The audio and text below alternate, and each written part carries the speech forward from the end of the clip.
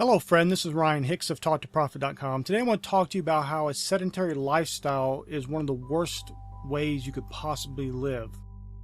I'm going to link to an article in the description and some books that can be very beneficial for you if you'll read them and take them to heart. But there's a study done in the 60s where they took people, male volunteers, 5 of them. They were in their 20s and they had them go on bed rest for 3 weeks. And then after that they put them through physical training for 2 months. Now what they noticed was the volunteers literally had, in those 3 weeks of bed rest, the same deterioration in health they would have had after 30 years. Because later, in 1996, they found these same 5 individuals and their health was better 30 years later. It was better than it was after the 3 weeks of being bedridden 30 years previously. It is so important to be active and moving. I don't mean going to the gym 5 hours a day, but be active and moving. My desks in my offices are standing desks. I have a treadmill desk because it keeps me active and moving around and standing and not sitting down and being sedentary. When you work, especially if you work on a computer all day, you're sitting there for hours and hours on end.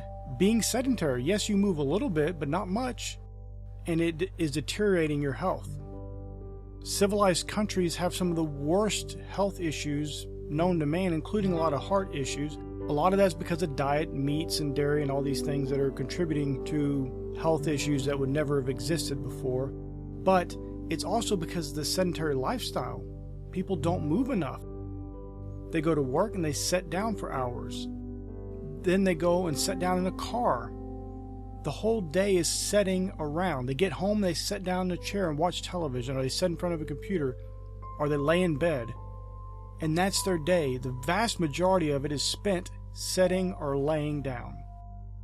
Now in the UT Southwestern Medicine article, they mention that you need to have 4 or 5 days per week of exercise. You need to be active and moving around anyway, but these are exercises. And so one of the examples they give is 1 day a week of low to moderate intensity activities that last at least an hour. So tennis, a brisk walk, square dancing, Zumba class, that's the examples they give. And then 1 day a week of high intensity workouts, such as high intensity interval training. And then at least 2 or 3 days per week of moderate intensity training. And then strength training on at least one of those days. Now I would say strength training is probably even more important. So you could probably mix in some of the high intensity workouts and moderate intensity workouts and have those be strength training days and get a lot of value from that. But either way, when you're doing something, when you're getting out there and you're being active and moving, and you may say, especially if you're a high performing person, because I get this all the time from people who aren't doing anything, but they'll make excuses. Well, you know, I'm trying to make my business a success. I can't do 30 minutes a day. I can't do an hour a day. I don't have time for that. But the reality is they're always getting sick and they're going on vacations where they waste hours and hours and do all these things that waste time. They watch television, but they can't dedicate 30 minutes or an hour a day to their health. And every successful person I know has some sort of regular exercise routine. It's just simply part of their life. It's part of being diligent, and it's part of being a disciplined person. Because that discipline from getting up and working out when you didn't feel like doing it, and your body's saying, no, let's go back to sleep, and you get up instead, that diligence and that perseverance and that discipline carries over into everything you do. And the reason why you don't do that is not because it's hard. You've done hard things before, but it's because you don't have the discipline. And I'm telling you to make the change today. Be disciplined. You don't have to go from no exercise to 2 hours a day in the gym. I'm not saying that.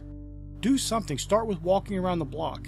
Start with walking on a treadmill. Start with taking your chair out of your office and make your desk a standing desk. And you don't have to buy some expensive standing desk, because I've heard people make excuses like that.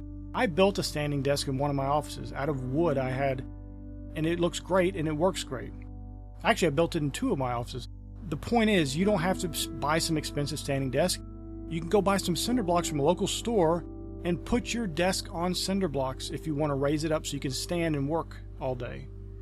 It doesn't have to be expensive. It doesn't have to be high-tech. It doesn't have to have an automatic raising and lowering button. All these things, people make excuses why they don't have a standing desk. It can cost you $5, $10. You may even have the materials, build your own. Or you may have cinder blocks. So it may cost you nothing. My point is, just do that today. Make the decision today that you're going to stand more, move around more, sit less, lay around less, and be more active. Now, going back to that article, the conclusion they come up with was 3 weeks of laying in bed were worse for these participants' ability to do physical work than the next 3 decades of aging. Now, see, this is a common misconception because people think you get old, you just have to be unhealthy. Your heart's going to be worse off, all these things. But what is interesting is they compared older adults. I'm going to read this from the article.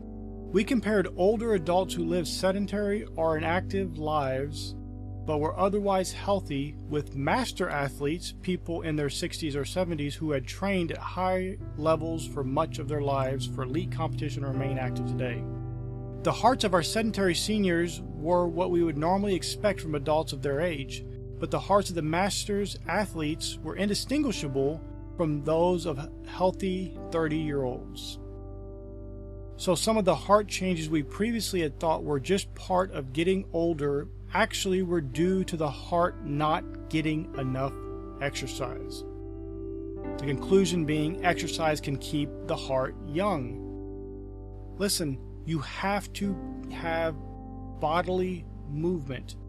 It's not just attributed to your physical well-being as far as moving around, but also your mental well-being.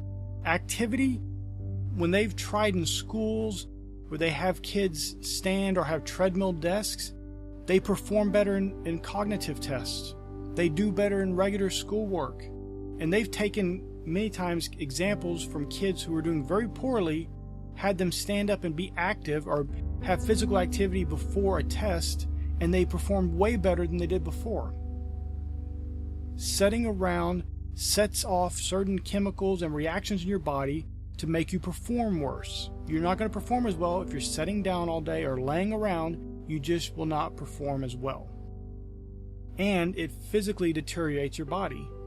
You'll age worse because you're sitting around than the same person, the same health as you, who actually moves around and is active.